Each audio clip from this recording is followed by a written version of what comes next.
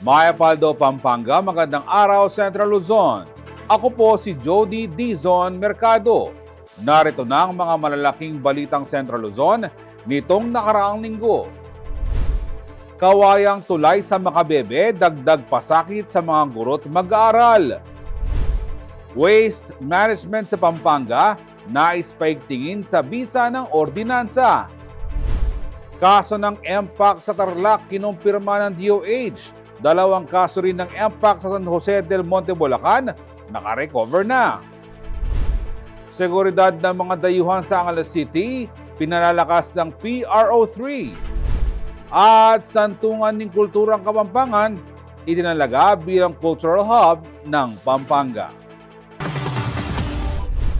Isa sa mga araw-araw na kalbaryo ng mga taga-barangay Consuelo sa Makabebe, Pampanga ay ang kawalan ng maayos na daan papunta sa kabayanan. Dahil dito, hirap ang mga estudyante at guro sa pagpasok sa eskwela, lalo na tuwing tag-ulan.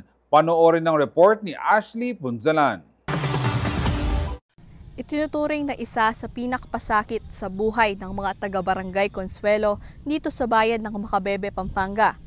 Ang kawalan nila ng daan papunta sa kabayanan.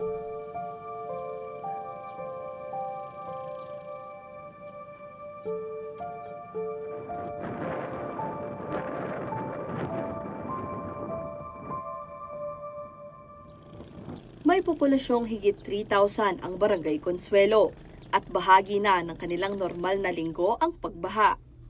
Kapag kasi tumataas lang ng halos 3 to 4 meters above sea level ang tubig bunsod ng tag-ulan o simpleng high tide, baha na agad ang buong barangay. May 2 opsyon ang mga tatawid dito. 100 pisong pamasahe kung sasakay ng bangka o maglakad sa napakahabang tulay sa gitna ng palaisdaan.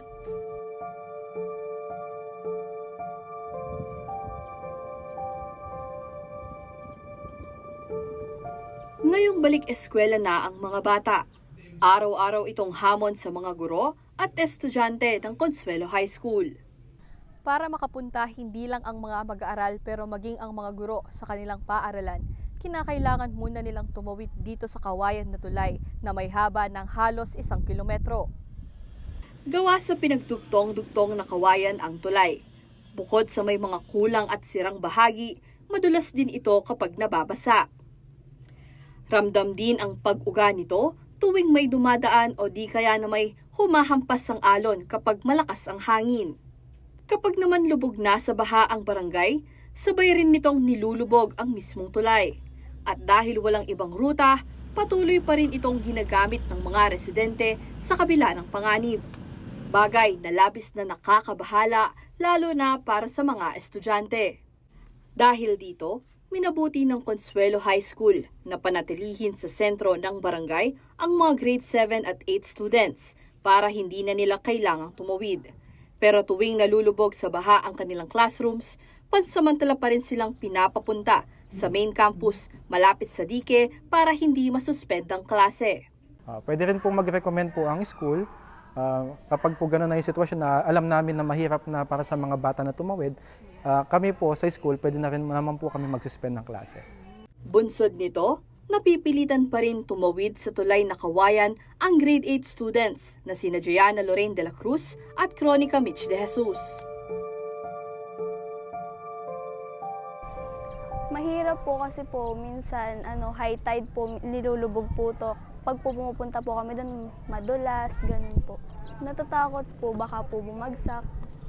Pero kailangan po para po sa mga lessons. Medyo delikado po kasi po mauga po yung tulay. Tapos po, nahihirapan po yung ibang bata kasi po medyo mahaba. Medyo nakakatakot po kasi po natatanggal po yung ibang kahoy. Kapag po nakasapatos, kailangan pa po magabad ng sapatos para po makalakad sa tulay. Maging ang guro at faculty president ng Consuelo High School na si Daryl Gonzalez ay naranasan ng madulas at lumusot ang paa sa tulay habang tumatawid papasok sa paaralan. Kaya naman nauunawaan daw ni Teacher Daryl ang panganib na kinakaharap ng mga bata. Minsan po talagang masasabi po natin na hadlang po ang tubig sa pag-aaral ng mga bata. Una po sa lahat, yung kaligtasan po ng mga bata yung iniisip po namin. Siyempre masyado pa po silang bata para tumawid ng tulay na madulas. Minsan po kasi kami mga teachers, nadudulas din po kami sa tulay. Pero ayon kay Teacher Daryl, sa kabila ng hirap ng sitwasyon, hindi ito naging hadlang sa kanilang pagganap bilang mga guro. Mahal naman po namin yung trabaho namin, kaya para sa mga bata, hindi po namin ininda yung kahirapan or yung mahirap na pagdaan or pagtawid sa tulay or paglipat mula dike papunta dito sa school. May isang panawagan sina Gianna, Kronika at Teacher Daryl.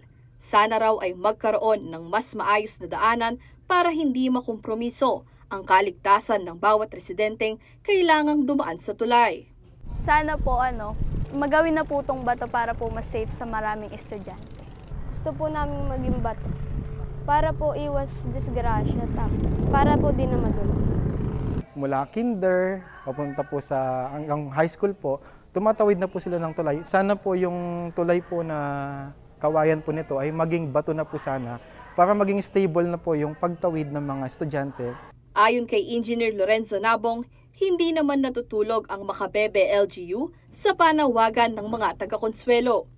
Sa katunayan, sinubukan na raw gawan ng aksyon ng LGU ang kanilang problema. Ani Engineer Nabong, may nauna na silang mga plano at proposal para sa tulay na dadaanan ng mga tao.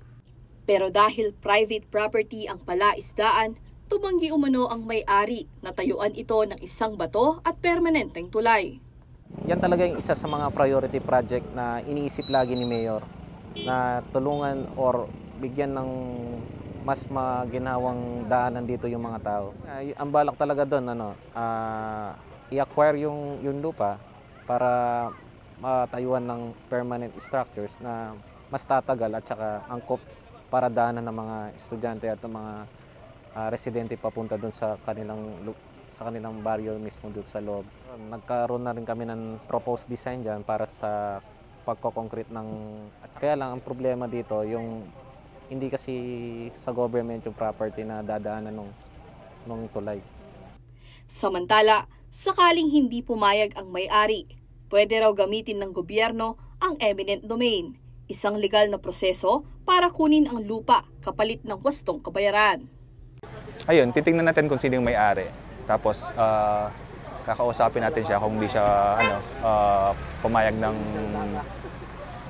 usap-usap lang. Pwede natin tingnan yung auction na expropriation. Kasi parang lahat naman ng land, government yung may primary rights. No? Tingin ko, it will take time. Kasi dadaan sa legal matters. Hindi siya ganun kabilis.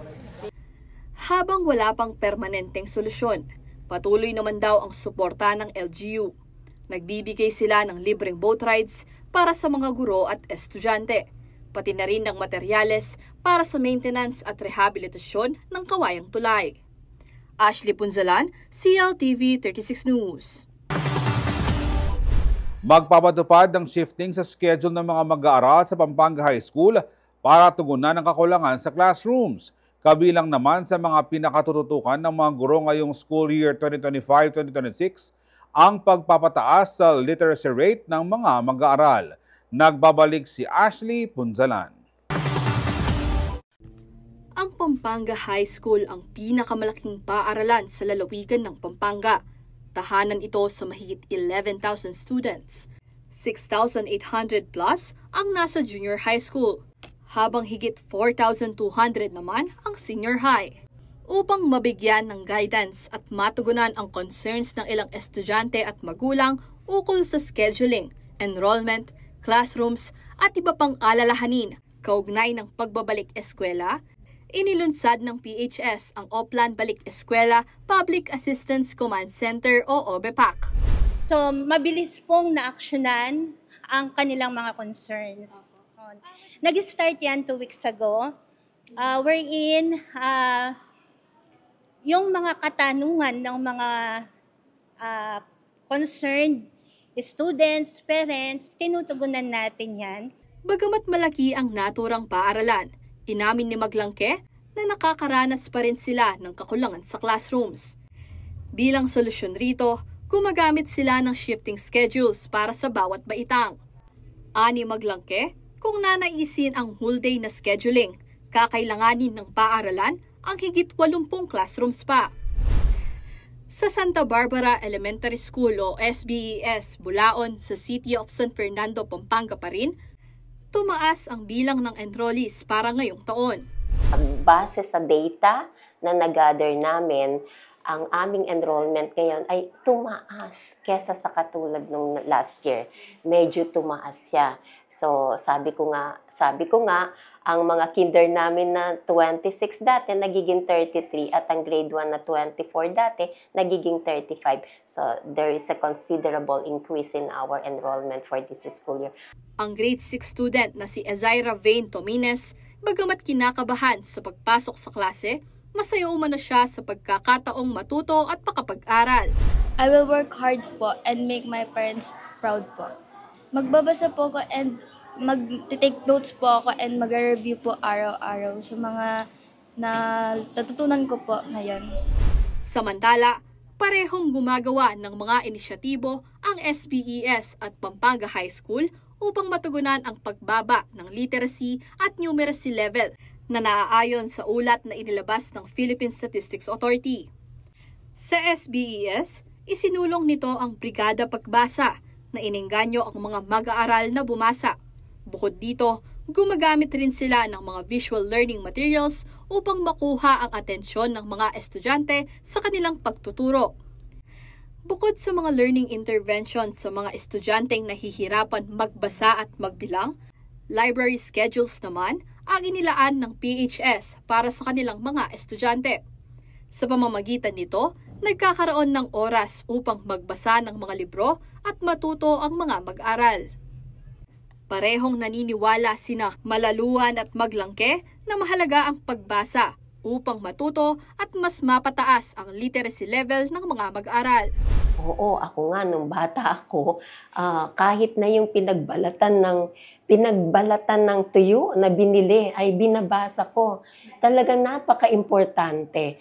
Kaya ang kahalagahan ng pagiging literate sa ating mag-aaral ay hindi natin matatawaran. Ito ay napakahalaga, lalo na ito ay isa sa 5-point agenda. Napakahalaga na yung mga bata ay tumaas yung level ng literacy natin at numeracy. Ashley Punzalan, CLTV 36 News. Sinimula na ang enrollment at onboarding ng 8 persons deprived of liberty o PDLs para sa kursong Bachelor of Science in Business Administration, Major in Marketing Management nitong nakaraang linggo sa loob mismo ng Bureau of Jail Management and Penology o BJMP San Fernando District Jail. Ang mga estudyanteng PDL ay formal na kinilala bilang Aslag ng Balen sa ilalim ng City College of San Fernando, Pampanga o CCSFP. Bawat isa sa kanila ay binigyan ng learning tablet na eksklusibong gagamitin para sa online classes at iba pang academic activities. Ang programang ito ay bahagi ng Project Akbay, isang proyekto ng City Government of San Fernando sa pamamagitan ng CCSFP, katuwang ang BJMP San Fernando District Jail. Layunin nitong bigyan ng second chance ang mga PDL na ayusin ang kanilang buhay at may handa ang kanilang sarili sa pagbabalik sa lipunan sa pamamagitan ng edukasyon. True rehabilitation begins with empowerment. Ito ang binigyang diin ni Jail Chief Inspector Lord Rogelio Montero V, Acting District Jail Warden sa male dormitory. Naniniwala siya na ang edukasyon ay isang mabisang paraan para mabigyang saysay at direksyon ang buhay ng mga PDL. Samantala, sa pamamagitan ng Project Akbay, pinaiigting ng CSFP-LGU ang kanilang paniniwala na walang sinuman ang hindi maaaring magbago at ang karapatan sa edukasyon ay para sa lahat kahit pa nasa likod sila ng rehas. Manatiling nakatutok para sa iba pang mga balita nitong nakarang linggo.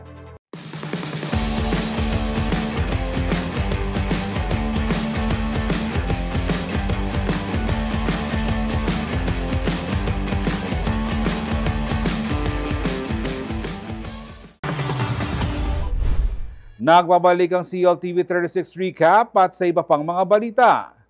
Bago matapos ang buwan ng Hunyo, inaasahang may papasa ng Sangguniang Panlalawigan ng Pampanga ang isang ordinansang magre-regulate sa operasyon ng 3 waste management facility sa ikalawang distrito ng Pampanga.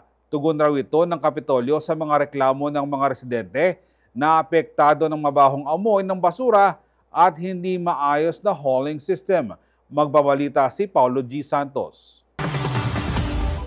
Hindi lang isa, kundi 3 ang waste management facility na kasalukuyang nag-ooperate dito sa Pampanga. At habang lumalawak ang kanilang operasyon, dumarami rin ang reklamo ng ating mga kababayan. Hindi lamang sa Porac na mismong lugar kung saan ang mga waste management facility, kundi pati na sa karatig bayan ng Bacolor, Pampanga. Nararanasan na rin ang masangsang na amoy at iba pang epekto ng basura. Ayon sa Facebook post ng former Bacolor Mayor na ngayon pinuno ng kalam na si Buddy Dungka, may nahuli silang trackers ng buhangin na nagbabackload ng basura.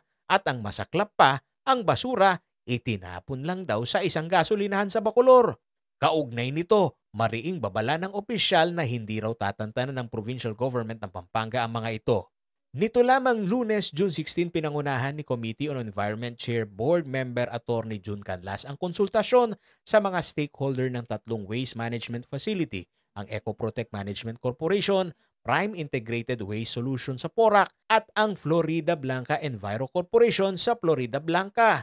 Ayon kay Canlas, ang pagbalangkas ng ordinansa hanggang matapos ang buwan ng Hunyo ay certified urgent ni Governor Dennis Delta Pineda dahil sa seryosong reklamo ng mga kabalen. But the instruction of the governor is for us to finish this because this is very urgent. The governor certified this is urgent. No? That's why we're acting on it immediately.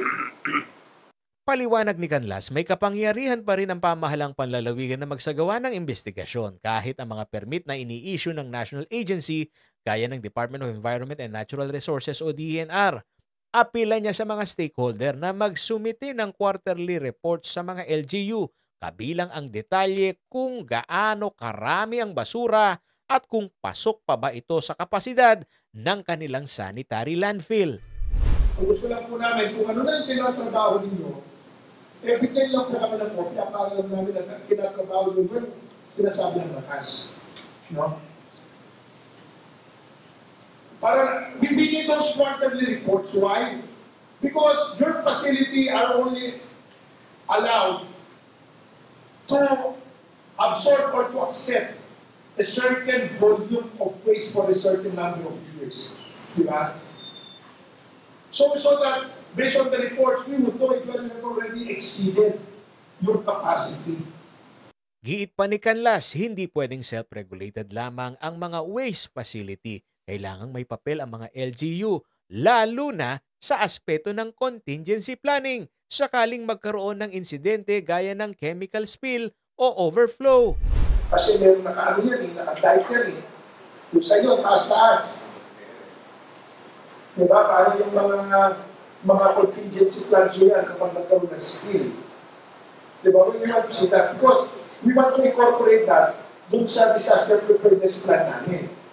So we want to see if we are properly equipped also, no, in case those contingency would occur, properly equipped kayo to address that contingency. No matter how improbable it may be. Kung yung sabihin, napakalayo naman po. But still possible. So that is the essence of contingency planning. To prepare for the most improbable event that might occur. Babalangkasin din sa ordinansa ang pagbabantay sa ruta ng mga truck at inspeksyon sa kanilang mga kargamento upang masigurong hindi na mauulit ang reklamong mabahong transportasyon ng basura. Samantala, nang tanungin ng CLTV 36 News si BM June Canlas kung may benepisyo ba sa Pampanga ang pagkakaroon ng sanitary landfill sa kabila ng negatibong tingin dito, ito ang kanyang naging sagot. Anong advantage natin na dito sa Pampanga yung mga sanitary landfill? The advantage natin dito kasi, no, di ba, it cannot be, it is admittedly, no, lahat naman ng mga tao, mga LGU kapampangan ko, hindi, sa Pampanga ka, wala. we produce waste materials, may mga basura tayong napuproduce sa mga barangay. Saan natin natatapon itong mga basurang ito ng ating mga kabahayan dito sa mismong probinsya natin kung walang mga sanitary landfills o waste disposal facilities dito sa probinsya. Di ba? Kung lalayo pa tayo, mas lalong mamamahalan, no, ang ating mga kababayan. So, minarapat natin na magkaroon din tayo ng mga waste disposal facilities dito.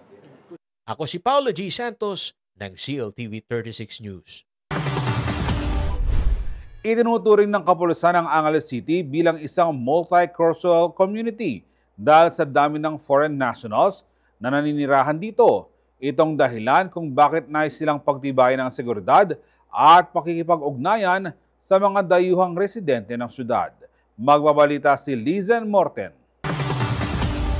Sa kabila ng mga naitalang kaso ng krimen at hindi pagkakaunawaan sa pagitan ng mga dayuhang residente at mga otoridad, inilatag ng Police Regional Office 3 ng PNP ang isang mekanismo ng pakikipag-ugnayan upang mapagtibay ang seguridad at tiwala ng multicultural communities gaya ng Angeles City. Sa ginanap na ceremonial signing sa tapat ng Police Station 4 sa syudad, kapwa lumagda ang mga kinatawan ng pulisya at mga dayuhang residente para sa Community Assistance Safety and Support Network o CASN. Ayon sa Executive Directorate for Police Community Relations o DCPR ng PNP na si Police Brigadier General Jonas Amparo, layo ng CASN na gawing mas accessible ang serbisyo ng PNP sa mga dayuhan sa Pilipinas. The Philippine National Police stands as a non-partisan, inclusive, service-oriented institution. We do not merely declare equal protection, we deliver it. Kabilang sa mga nakaisa sa seremonya ang presidente ng Angeles Korean Association na si Choi Jong-pil. Aniya, malaking hakbang ito upang mabigyan ng gabay ang kanila mga kababayan dahil hanggang ngayon nananatiling hamon sa kanila ang pakikisalamuha sa mga otoridad. Because most of our Koreans have difficulties and hard time to communicate with the police, and because of the language barrier and also the lack knowledge of due process.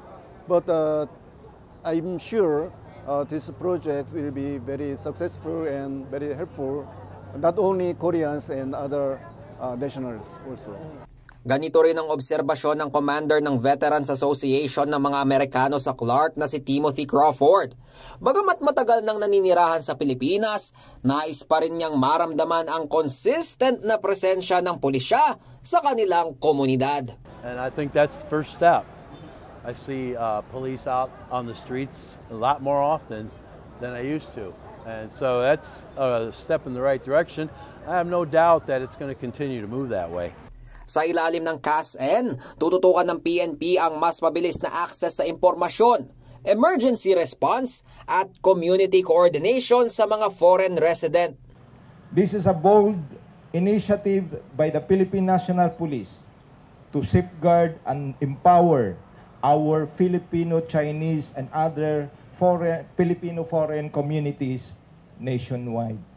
Samantala, dumalo rin sa aktibidad ang mga lider mula sa Filipino-Chinese Chamber of Commerce, Foreign National Keepers Network o FNKN, at direktor ng DILG Angeles City na si Yvette Cosio. I look at this as just to keep building on what we already have over a long history of success with the Philippine people. Ang CASN ay isa lamang sa mga hakbang ng PNP upang mapanatili ang kapayapaan at seguridad sa mga multicultural area. Umaasa ang PNP na magiging epektibong tulay ang pakikipag-ugnayan sa pagitan ng pulisya at mga dayuhang may alinlangan sa kanilang kaligtasan. Lizen Morten, CLTV 36 News.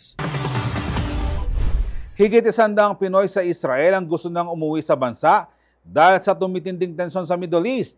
Ilang kababayan na rin ang naiulat na nasugatan, kabilang ang isa na nasa critical na kondisyon. Sa Iran naman, nasa alert level ang Philippine Embassy. Patuloy rin ang pagbibigay nila ng tulong at 24/7 din silang nagbabantay para matiyahang kaligtasan ng mga OFW.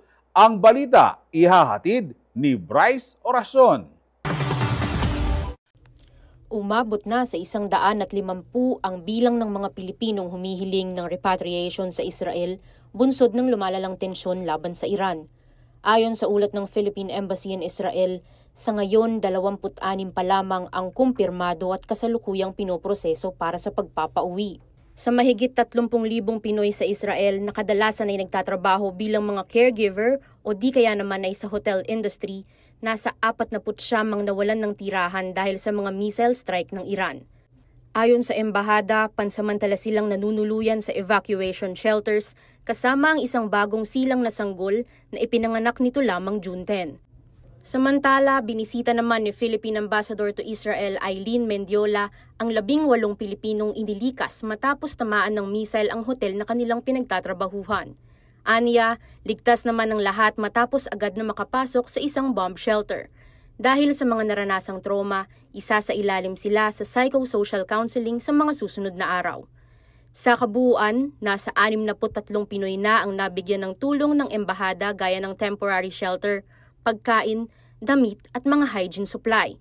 Tiniyak din ng embahada na 24/7 ang kanilang operasyon upang matugunan ang pangangailangan ng mga kababayang apektado ng kaguluhan. Sa Iran naman, pinaalalahanan din ng Philippine Embassy ang mahigit 1,000 Pinoy na naroon na manatiling alerto at maghanda ng emergency go bag habang patuloy ang girian ng dalawang bansa. Kasama si Raymond Tasoy, Bryce Oracion, CLTV 36 News.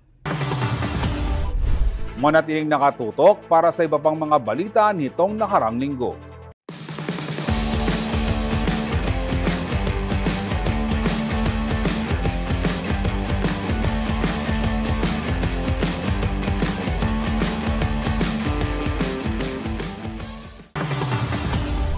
Nagbabalik ang CLTV 36 News Recap at sa iba pang mga balita.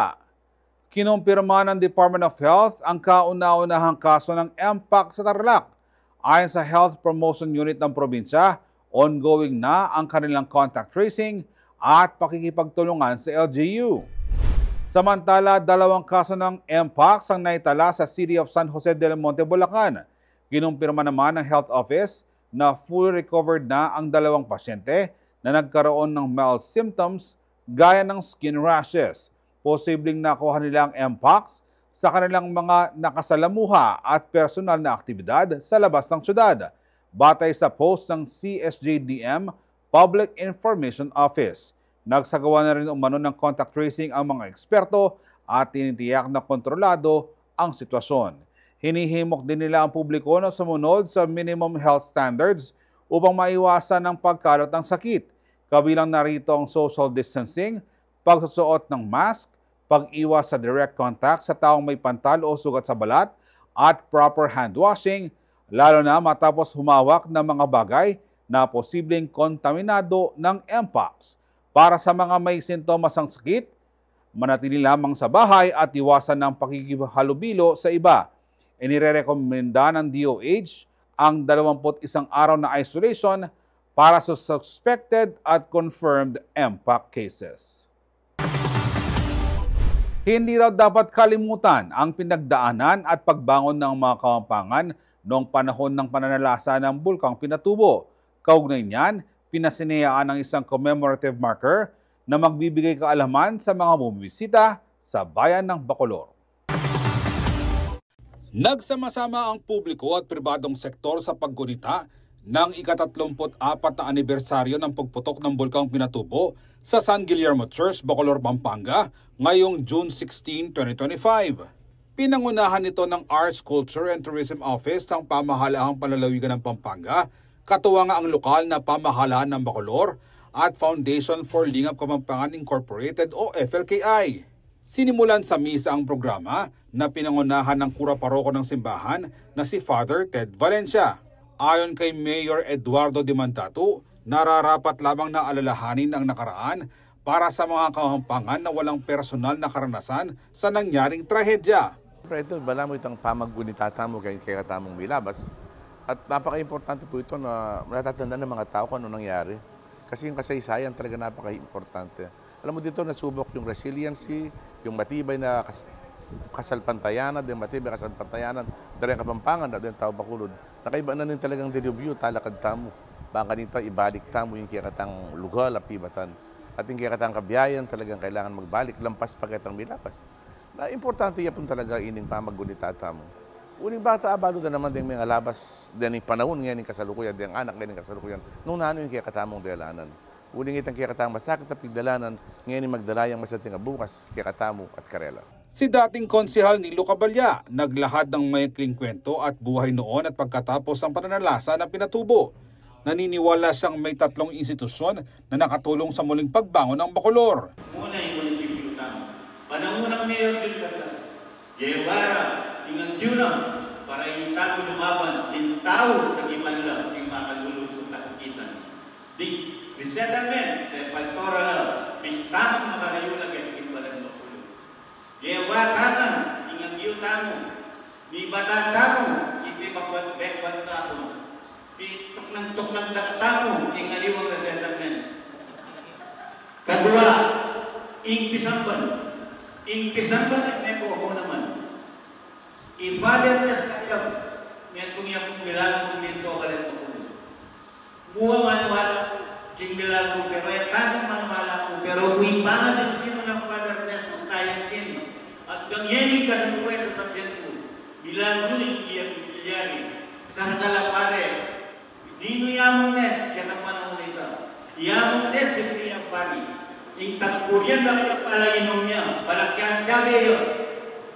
Pero yung kabulutan na nito, iyang ginamit na, para higyan kita ng kedi, ipunan na, kaya pisamban ng okarin. Pakanana kanya, lingapan, nung ating mandatang, adelubyo o mabita siyang bubo, o ngatit mang libara sa kenten, igan yung magobra.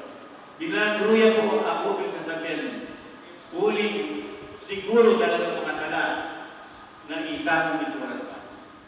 3, yung kagatan ng eskwela, yung grade school.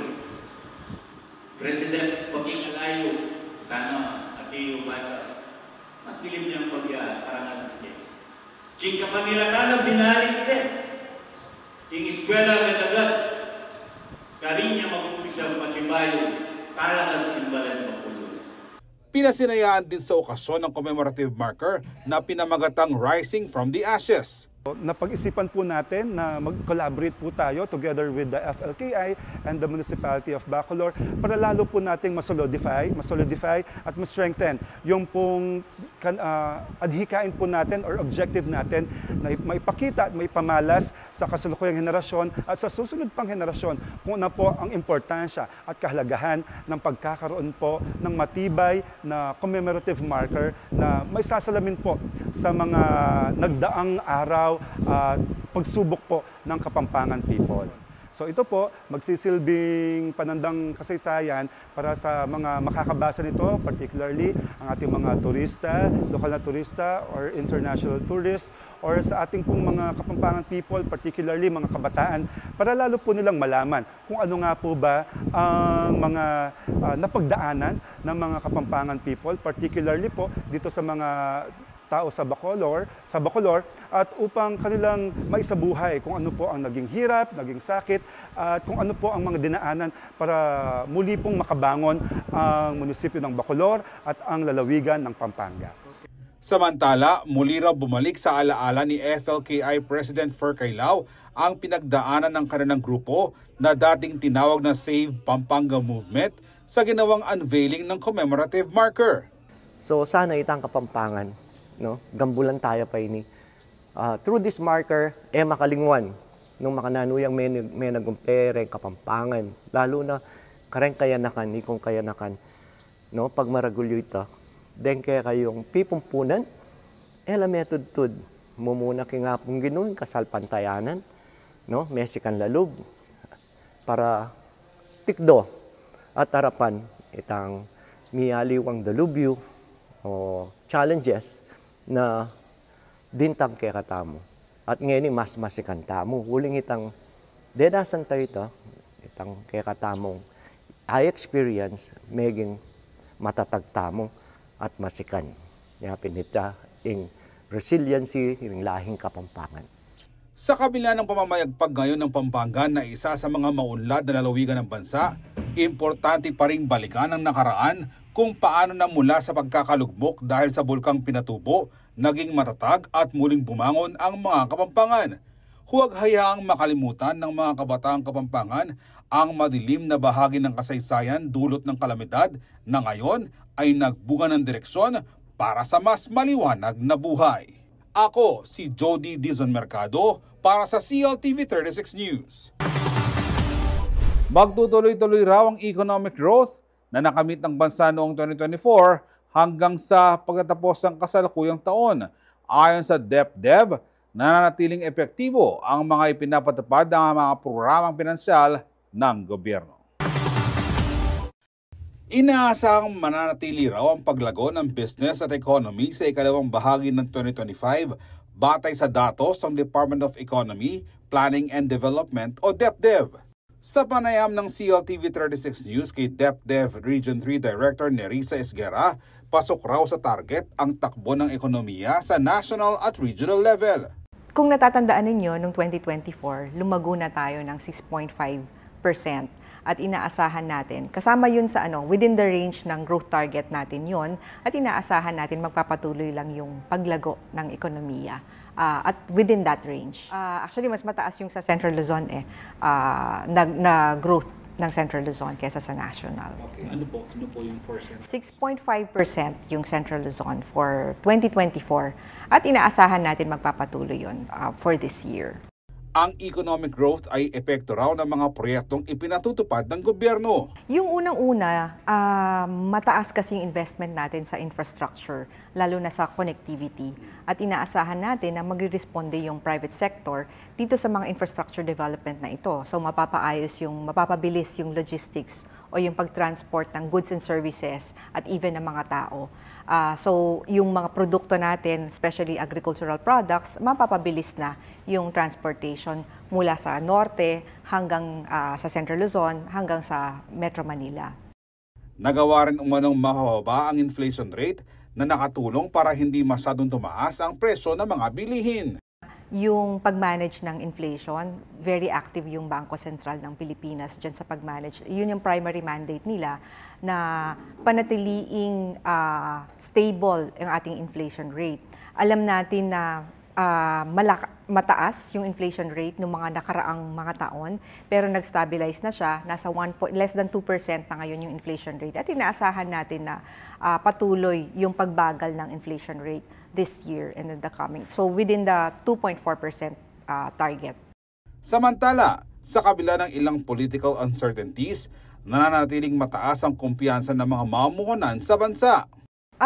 Kaya naman kung matatandaan nyo nung nagkaroon ng courtesy resignation, yung unang-una talagang pinrotektahan yung mga economic managers. Kasi yun talaga yung mahalaga dun sa investor confidence na kailangan yung economic managers ay solid at may continuity ng mga policies, may consistency ng mga policies.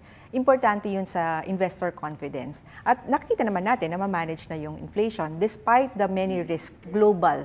Global itong mga ito itong sa kaya natin i-manage locally ay na-manage ng BSP at ng ating mga economic managers. Ako si Jody Dizon Mercado para sa CLTV 36 News. Manatiling nakatutok para sa iba pang mga balita nitong nakarang linggo.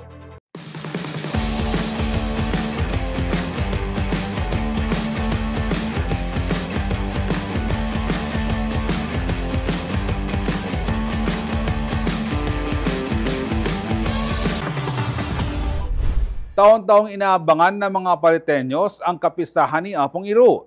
Libo-libong debotong sama-samang nag-celebrate sa 3 araw na kaganapan. Ang ilan ay umuwi pa galing ng ibang bansa para lang makilahok sa makulay at masayang selebrasyon.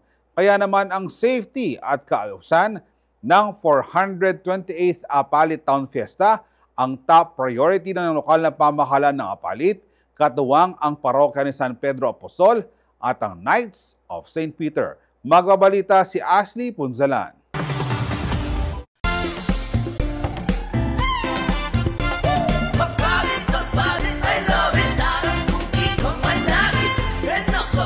Tuwing sasapit ang Hunyo, Napupuno ng kulay at sigla ang bayan ng Apalit, Pampanga.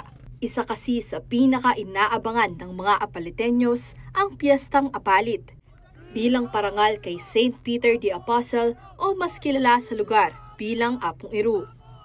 Taon-taong ginaganap ang masayang selebrasyon tuwing June 28, 29 at 30. Tinatawag ang 3 araw na ito bilang Libad, Limbun at Panatad. Sa Libad, ipinuposisyon sa Pampanga River ang imahen ni Apong Iru. Mula sa Barangay Kapalangan, patungong St. Peter the Apostle Parish Church sa Barangay San Juan sakay ng isang lansya. Libo-libong deboto naman ang nakikilahok sa Limbun o ang ikalawang araw ng piyesta, kung saan ipinuprosesyon sa daan ang patron. Panatad naman ang tawag sa huling araw ng pista dahil sakay ulit ng lansyang hila-hila ng mga Knights of St. Peter. Ihahatid na ang Festejada image tungo sa shrine nito sa Kapalangan. Ngayong taon, puspusan na ang paghahanda ng St. Peter the Apostle Parish Church, katuwang ang Knights and Maidens of St. Peter at Apalit LGU. Sa pagbisita ng CLTV 36 News ngayong Martes, June 17, makikitang inihahanda na ang novenaryo image ni Apong Iru. Magsisimula na kasi ang novena ng patron sa Huwebes, June 19. Pinalamutian ng gold decorations ang base ng imahen, habang binasbasan din ni Reverend Father Marcelino Mandap, parish priest ng parokya, ang mga bagong vestments na isusuot ni Apong Iru. Ayon kay Apalit Municipal Administrator Glenn Danting, tuloy-tuloy ang pakikipag-ugnayan ng LGU sa iba pang ahensya kagaya ng Municipal Disaster Risk Reduction and Management Office o MDRMO, Philippine National Police o PNP at Knights of St. Peter upang masiguro ang kaligtasan at kaayusan ng Piyestang Apalit 2025. Nag-inspeksyon din si Mayor Jun Tetangco sa Kailugan upang matiyak ang kalinisan at kaayusan nito. Gayon din ang mga kasalukuyang proyektong ginagawa sa mga pampang, partikular na ang slope protection sa mga barangay ng Kansinala, Sukad, Tabuyok, Sulipan at Kapalangan. Ating portion kitang bandaging San Juan na gagawa lang kasing tete ka rin ng tulay. So we already advised the contractor to make the necessary adjustment. Baka nita, alila mahamper din kikatamong bangka king libad. In kikatamong MDRM office headed by Mr. Cesar Carlos is in close coordination with our Fiesta Committee to ensure na itang kikatamong lansya, nagamitan na ng kikatamong patron, it's in shape, it's in integrity na very assured na safe na rin sa akin ka rin. Dagdag ni Danting, kilala ang Apalit sa kapistahan ni Apong Iru. Kaya naman kahit na ito ay isang religious activity, nakatutok pa rin ang Apalit LGU upang magbigay ng suporta lalo na sa pagpapanatili ng kaayusan ng bayan at sa kaligtasan ng mga debotong lalahok dito. Magkakaroon rin ng operation center malapit sa Pampanga River upang mabilis ang pagresponde sakaling magkaroon ng emergency. Well, it's an innovation that we introduced last year, and lugod nga pong Ginoo, we had I think 0 casualty last year. Makikipag-ugnayan rin umano ang LGU sa National Grid Corporation of the Philippines o NGCP para pansamantalang i-shutdown ang NGCP electric line na nakalaylay sa ilog na itinuturing na major safety concern sa Liban. Samantala, noon pa man, ang Knights and Maidens of St. Peter ay katuwang na ng mga Apaliteños sa pagpapanatili ng kaayusan sa mga kaganapang parangal kay Apong Iru. Ayon kay Narciso Boy Alfonso, presidente ng naturang samahan, inaasahang nasa mahigit 1,800 na miyembro ang magbibigay ng kanilang serbisyo para kay Apong Iru. Potang kaya bigay po Apong Iru, anak po kaya ng katawan mi. Balambo po kay mapapagal. Makanyang po yung feeling mi. San manyaman po, yung magsakripisyo mi, uling kami, deboto na kaya Apong Iru. Itang tradisyon mi na ito eh, balang banwa. Deboto kayo po talaga, sagrado na po kayo kami, kaya po mirakal kayo pong diretsong membro. Bukod sa religious events, tampok din sa Piyestang Apalit 2025 ang Apong Iru Libad Festival Street Dance Competition, Kusina Sulipenya Cooking Competition, Miss Apalit 2025 at marami pang iba. Gayunpaman, nagpaalala si Among Mandap na huwag sanang kalimutan na ang pagdiriwang ay hindi lamang isang paraan ng pagpapakita ng debosyon para kay Apong Iru. Dahil nagsisilbi rin itong daan upang mapalapit at mapalalim ang pananampalataya sa Diyos. Kasi minsan itang masyado ma-overwhelmed din tao, niya pinakalingwan da, yung tunay kabaldugan. Through these saints, lapid na katamo king Apong Ginoo, at taliway tang ilang maging kay, maging balamo sa gabal, king pa maglapit natin Apong Ginoo. Samantala, unang taon ngayon ni Among Mandap na makilahok sa selebrasyon ng kapistahan ni Apong Iru bilang parish priest ng parokya at excited daw siyang maramdaman ang init ng debosyon ng mga Apalitenyo. Ashley Punzalan, CLTV 36 News. Inaasang lalakas pa ang tourism sector sa Pampanga sa pagkakatalaga ng Santungan ng Kulturang Kapampangan bilang cultural hub ng Department of Tourism. Narito ang report. Opisyal ng hinirang ng Department of Tourism o DOT Region 3 ang Santungan ng Kulturang Kapampangan o SKK bilang cultural hub nitong Miyerkules, June 18. Katuwang ng ahensya sa adhikaing ito ang Provincial Government of Pampanga at ang Foundation for Lingap Kapampangan Incorporated o FLKI na siyang nangangasiwa sa naturang gusali. Isang marker din ang pinasinayaan sa pangunguna ni DOT Region 3 Director Dr. Richard Dainos, Board Member Claire Lim na kinatawan ni Vice Governor Lilia Pineda, Provincial Tourism Officer Mike Castañeda, DTI Pampanga Director Elenita Ordonio at mga officers ng FLKI na sina Engineer Fer Cailao, Sonia Soto, Dr. Lu Javier at Father Resty Lumanlan. Ayon kay Dainos, ang Cultural Hub ay bukas para sa lahat ng nagdanais sa mga isulong at mapagyaman ang turismo at kulturang Kapampangan. So, Pampanga is really very special to all of us. We really need to make ways on how we can improve better tourism because as I told you, it goes back to the community. We may not be very rich in natural resources. That's why we really have to do something else that will make people celebrate the beauty of Pampanga beyond natural resources. No? So here we are, putting the program here, helping, of course, other communities to put up front, of course, yun pong tourism and other related areas. Tiniyak naman ang sangguniang panlalawigan sa pangunguna ni Board Member Attorney Claire Lim, Chairperson ng Committee on Tourism, ang buong suporta ng Kapitolyo sa SKK. We are bringing forth legacy para sa mga future generations na hindi malilimutan. Basta sabihan lang po kami sa Kapitolyo, ayan, masipag po ang ating tourism officer. Kami naman ay ready para sumuporta sa lahat ng mga activities. Actually, yan po. At nakita namin kung gaano kaimportante ang kultura. Kailangan hindi lang siya i-preserve, hindi lang siya papagyamanin. Continuously, kailangan malaman pa rin siya. Hindi lang po dito sa atin, kung hindi kahit sa ibang bayan.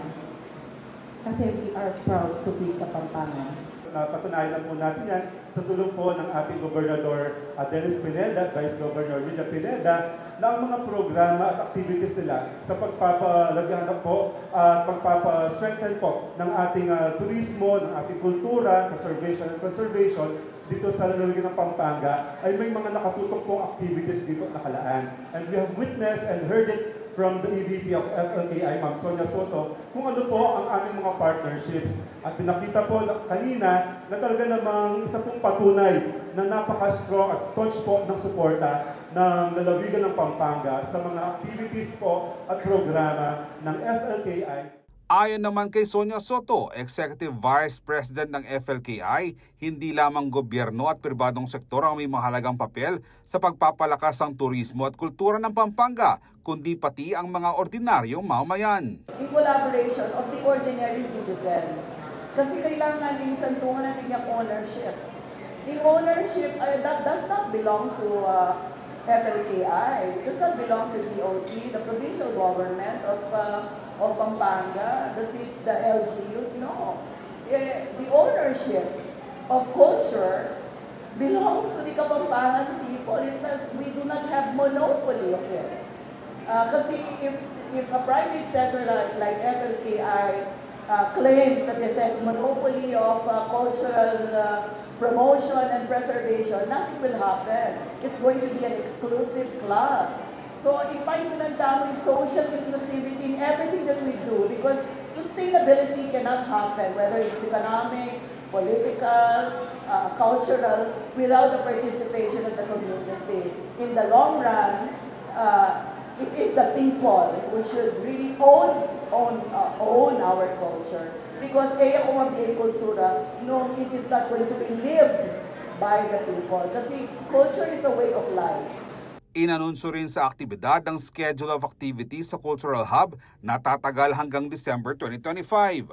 Samantala, isinabay ng DOT Region 3 sa programa ang paglulunsad ng Pamananggit ng Luzon, parangal sa manlilikhang natatangi, isang pagkilala sa mga artist at tagapagtaguyod ng kultura sa rehiyon. Ako si Jody Dizon Mercado para sa CLTV 36 News. At sa mga balitang nakalap ng CLTV 36 News at para sa karagdagang detalye, maaari niyong i-follow ang aming social media pages sa Facebook at CLTV 36 Official at CLTV 36 News, sa X o dating Twitter at CLTV 36, sa Instagram at CLTV 36 Official at sa aming TikTok at CLTV 36 Official. Kung nais mong balikan ang mga programa ng CLTV 36, pwede niyong bisitahin ang aming YouTube channel na at CLTV 36 Official at ang aming website na www.cltv36.tv. Mapapanood din ang mga programa ng CLTV 36 nationwide via Signal Channel 115 at sa ating 38 cable partners. Kasama ang buong puwersa ng CLTV 36, ako po si Jody Dizon Mercado. Maraming salamat po.